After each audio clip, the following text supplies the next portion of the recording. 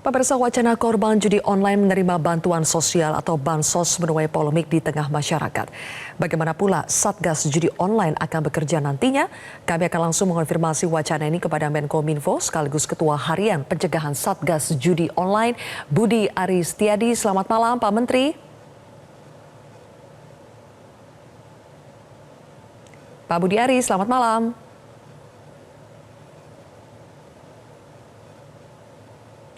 Baik, pemirsa, kami masih mencoba untuk menghubungi Menkominfo yang juga merupakan Ketua Harian Satgas Judi Online, Budi Aris Setiadi, untuk bergabung bersama kami membahas soal bagaimana rencana kerja dari Satgas Judi Online dan juga sekaligus untuk menanggapi polemik wacana korban judi online menerima bantuan sosial.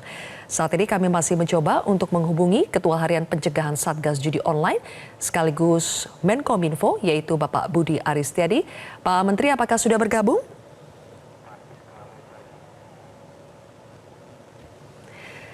Baik, kami informasikan sebelumnya pemirsa menanggapi maraknya judi online yang berkembang di Indonesia karena menurut data juga pengguna judi online itu sudah mencapai 3,2 juta. Maka kemudian pemerintah lintas kementerian membentuk Satgas Judi Online untuk bisa mengatasi maraknya judi online yang ada di Indonesia, termasuk untuk memformulasikan bagaimana upaya pencegahan judi online yang kian marak di Indonesia. Baik, Pak Menteri, Pak Budi Ari, apakah sudah bergabung? Sudah, selamat sore, Mbak. Selamat malam, Pak Menteri, dengan Zilvia di studio. Langsung saja, Pak Budi Ari, hari ini kan Menko PMK sudah mengklarifikasi soal korban judi online bisa jadi penerima bansos. Bisa Anda sampaikan kembali persisnya siapa yang dimaksud dengan korban judi online di sini? Yang namanya korban judi online ya rakyat kita, masyarakat kita, terutama masyarakat berpenghasilan rendah yang terpapar judi online. Dalam pemahaman kami, yang namanya korban judi online itu masyarakat. Masyarakat, terutama masyarakat bawah, masyarakat kecil berpenghasilan rendah yang menghabiskan waktu dan uangnya untuk bermain judi online. Mengapa demikian? Karena memang pelaku atau bandar-bandar judi online ini menurunkan taruhannya. Jadi jangan Rp10.000 sekali masang cuma Rp200 bisa 50 kali main, sehingga masyarakat kita banyak kecanduan. Uangnya yang harusnya bisa beli makanan bergizi dan sebagainya dipakai untuk main judi online. Karena itulah ini langkah yang sangat positif dilakukan oleh Pak Presiden Joko Widodo dengan membentuk Satgas ini. Mengapa demikian? Karena Kementerian Komunikasi dan Informatika hanya di hulunya pencegahan, sedangkan banyak hal mengenai penanganan judi online ini menyangkut berbagai kementerian lembaga yang ada di Indonesia. Begitu, Mbak Silvi. Baik, Pak Budi Ari, dalam konteks nanti korban judi online bisa menjadi penerima bansos, memang ini disampaikan oleh Menko PMK ya, tapi karena ini sudah tergabung dalam satu Satgas Judi Online, jadi saya tanyakan juga kepada Pak Ari. Pak, apakah memang nanti korban judi online yang merupakan keluarga dari pelaku judi online itu bisa dimasukkan sebagai penerima bansos? Begini, yang pasti kan negara itu sesuai amanat konstitusi kita kan, orang miskin dan anak terlantar kan diurus oleh negara sesuai konstitusi kita. Nah, karena itu ini kan seperti yang tadi disampaikan oleh Pak Menko PMK, ini kan korbannya bukan hanya pelakunya, keluarganya, karena memang judi online ini merusak ekonomi keluarga Indonesia. Justru menurut hemat kami, isu bahwa bukan bermaksud, Pak Menko PMK bukan bermaksud bahwa pemain judi online akan disubsidi ketika dia miskin. Enggak, itu kan memotivasi. Kalau diplesetkan begitu nanti kan dipikirnya bahwa negara memfasilitasi rakyat kecil untuk bermain judi, terutama judi online. Nah, menurut hemat kami ini adalah upaya-upaya yang nanti kita diskusikan bersama, karena ini kan ada gangguan kejiwaan, ekonomi keluarga hancur, ekosistem lingkungan juga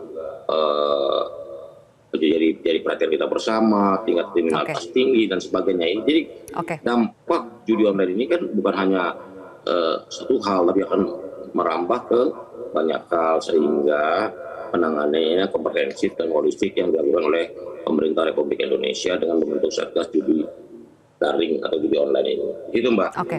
Tapi ini belum ketok palu ya Pak soal mekanismenya pendataan nanti korban judi online ini siapa, kemudian dibagikannya itu seperti apa, itu belum final ya Pak? Belum, nanti kita akan, ini kan baru hari Jumat kemarin ditandatangani oleh Pak Presiden. Kita akan rapat pertama mungkin di hari Rabu, lusa. Kita akan melakukan koordinasi dan langkah-langkah untuk mempercepat penanganan judi online ini.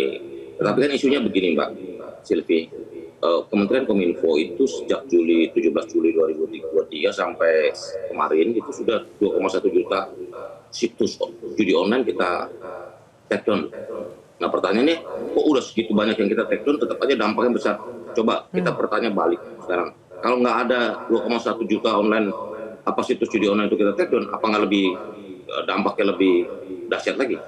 Nah karena itulah memang pembentukan Satgas ini adalah upaya menyeluruh, komprehensif, holistik, kolaboratif, dan sinergi dari semua kementerian lembaga untuk penanganan judi online ini. Karena kita tahu servernya ada di Kamboja, ada 70.000 orang Indonesia ada di Kamboja, bekerja sebagai pekerja yang mengurusi judi online. Ini kan pertanyaan tersendiri. Baik. Seperti investigasi Kompas soal harian Kompas soal judi online yang di Kamboja itu nyata 70.000 orang Indonesia bekerja di sana, sehingga kita harus menuntaskan permasalahan itu segera. Baik. Nah, Kalau kita begitu juga berhadapan dengan kondisi bahwa negara-negara ASEAN itu, Kamboja dan beberapa negara ASEAN itu kan melegalisasi perjudian, begitu. Oke. Kalau begitu Pak Menteri, apa langkah konkret yang sudah disusun oleh Satgas Judi Online ini untuk langsung bisa bekerja dan diterapkan, Pak? Gini, sebelum pembentukan Satgas pun Kementerian Komunikasi dan Informatika sudah bekerja. Nah, langkah kami adalah di bidang pencegahan adalah kita menggencarkan sosialisasi tentang bahaya judi online di masyarakat lewat SMS Blast, kerjasama dengan semua operator selular, juga kami berdiskusi dengan seluruh dan meminta kepada seluruh platform untuk tidak menayangkan judi online di platform mereka seperti Google, Meta, dan juga TikTok. Platform-platform itu sangat setuju dan sangat mendukung, sportif untuk mendukung pemberantasan judi online di Indonesia. Hanya satu platform yang namanya Telegram, yang juga sudah kita surati, sudah beri peringatan keras, yang jika pada waktunya nanti akan kita tutup pengoperasiannya. Telegram, ingat sekali lagi Telegram. Berkali-kali saya sudah tegaskan, Telegram sedang dalam pemantauan kami, karena sekarang semua pemain judi online mainnya di Telegram. Begitu. Oke. Seperti itu. Baik. Juga itu dari segi aksesnya ya Pak Menteri, dari segi aksesnya ditutup, diblokir. Tapi kalau dari segi pelanggaran hukumnya bagi para bandar, kemudian para pemain judi online-nya, bagaimana penegakan hukumnya Pak? Sekian banyak orang yang menjadi pengguna judi online itu, apakah akan ditindak semuanya? Begini, pertanyaan itu juga kami terima, karena itu kan di luar wewenang tupoksinya Kementerian Komunikasi dan Informatika. Lebih baik pertanyaan soal penegakan hukum diserahkan pertanyaan pada aparat penegak hukum. Bagaimana mengatasi ini? Karena rakyat atau masyarakat rindu sekali jika banyak pelaku-pelaku bandar atau pelaku-pelaku judi online ini diproses secara hukum. Lagi pula bukan sekedar ditangkap, ini di sidangnya bagaimana, di penjaranya di mana gitu. Saya pikir ini dengan pembentukan Satgas pemberantasan judi daring ini atau judi online ini akan membuka semua kotak Pandora kita, sehingga semua hal yang menyangkut judi online ini bisa terkuak secara tuntas gitu loh. Karena semua orang udah, kalau dalam diskusi kami, semua orang udah tahu kok pelaku-pelakunya. PPATK juga udah tahu men-tracking, tinggal kekuatan hukum maka akan segera dibuka. Dan harusnya menurut hemat kami ini menjadi peringatan bagi kita bersama, begitu. Judi online ini mau menghisap darah rakyat sekali, Pak. Betul. Karena keadaannya sudah darurat, ini Pak Menteri, apakah ada target atau ada KPI tertentu dari Presiden supaya Satgas Judi Online ini dalam sekian waktu itu sudah harus menghasilkan, harus ada kerjanya? Apakah ada target demikian, Pak? Kalau target terukur dari Presiden Joko Widodo adalah perputaran atau omset judi online ini menurun di tingkat yang terendah. Seperti dilaporkan oleh PPATK, dalam 3 bulan pertama tahun 2024, triwulan pertama sudah 100 triliun perputarannya. Nah, menurut hemat kami, ini juga merupakan target yang harus diukur. Jadi dalam bulan ke depan, 3 bulan berikutnya ini, 3 bulan kedua atau 3 bulan ketiga, semakin menurun atau tidak, begitu. Itu alat ukur yang pasti.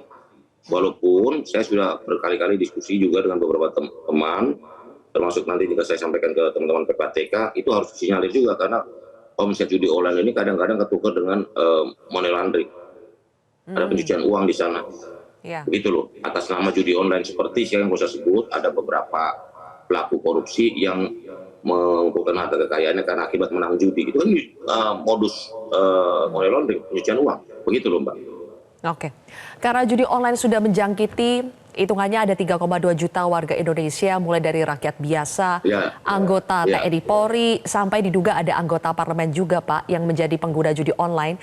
Jadi bagaimana, terutama pencegahan di setiap level masyarakat kita terhadap judi online itu apa, Pak, langkahnya? Begini, Mbak Sylvia, sebagai Ketua Harian Bidang Pencegahan, maka tugas kami adalah mencegah. Situsnya kami blokir, salurannya kami blokir, kami juga melakukan kampanye masif mengenai dampak negatif judi online. Juga karena di anggota Satgas itu ada anggotanya di Departemen Agama, Departemen Pendidikan, sekolah-sekolah kita sosialisasi, begitu loh. Mungkin nanti ada ide sekolah-sekolah bikin sidak handphone, itu ke siswa-siswanya. Manakala ditemukan judi online maka diingatkan.